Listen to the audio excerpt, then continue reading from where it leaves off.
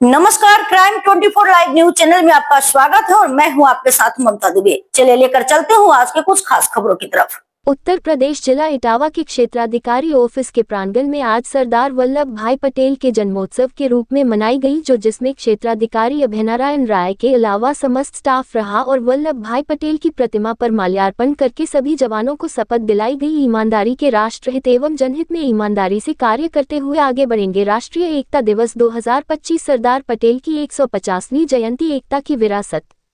राष्ट्रीय एकता दिवस 2025 national unity day Sardar Vallabhbhai Patel की 150वीं जयंती का प्रतीक है, जो भारत के राजनीतिक एकीकरण के शिल्पकार के रूप में प्रसिद्ध है। ये दिवस प्रतिवर्ष 31 अक्टूबर को मनाया जाता है और रन फॉर यूनिटी तथा एकता मार्च जैसे कार्यक्रम के माध्यम से उनके अमूल्य योगदान एवं विरासत का उत्सव मनाता है, जिससे राष्ट्रीय एकता और एकजुटता की भावना को पुनः सुदृढ़ किया जाता है।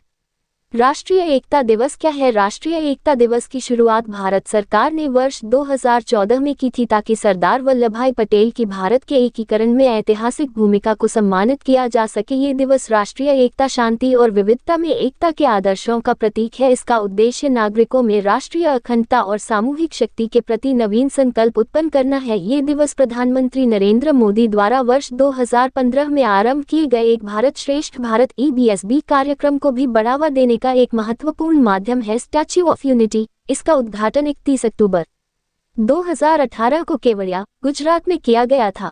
यह 182 मीटर ऊंची विश्व की सबसे ऊंची प्रतिमा है, जो सरदार वल्लभभाई पटेल को समर्पित है। ये नर्मदा नदी और सरदार सरोवर बांध के दृश्य में स्थित साधु बेट की पहाड़ी पर है।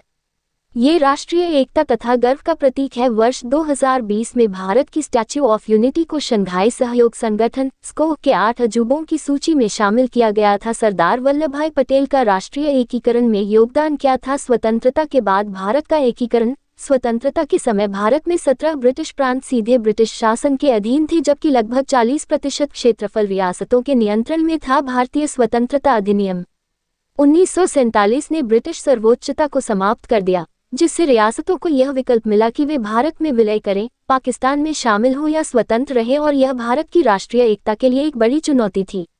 कई रियासतों के शासक स्वतंत्र रहने या पाकिस्तान में विलय पर विचार कर रहे थे, जिससे भारत की भौगोलिक और राजनीतिक अखंडता को गंभीर खतरा उत्पन्न हो गया था। वल्लभभाई पटेल ने भारत के पहले उप प्रधानमंत्री और गृहमंत्री के रूप में वर्ष 1947 के बाद 560 रियासतों को एकीकृत भारत में शामिल करने का कार्य किया। के उपलक्ष्य में आज का दिन सरदार वल्लभ भाई पटेल के नाम से जाने जाना लगा है, जिसके रूप में आज इटावा के क्षेत्राधिकारी नगर कार्यालय पर सरदार वल्लभ भाई पटेल जी की प्रतिमा पर माल्यार्पण कर मनाया गया है, जिसमें सभी स्टाफ के साथ साथ पेशी स्टाफ मौजूद रहा। रिपोर्टिंग संपादक RC साहू की। मैं राष्ट्र की एकता, अखंडता और सुरक्षा को बनाए रखने के लिए स्वयं को समर्पित करूंगा और अपने देशवासियों के बीच संदेश फैलाने का काफी भरसक प्रयास करूंगा।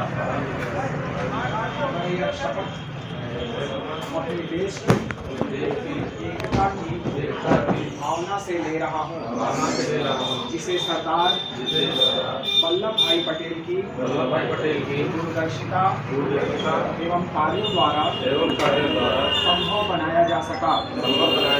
मैं अपने देश की आंतरिक सुरक्षा सुनिश्चित करने के लिए अपना योगदान करने का भी सत्यनिष्ठा से संकल्प करता हूँ। जय हिंद। अब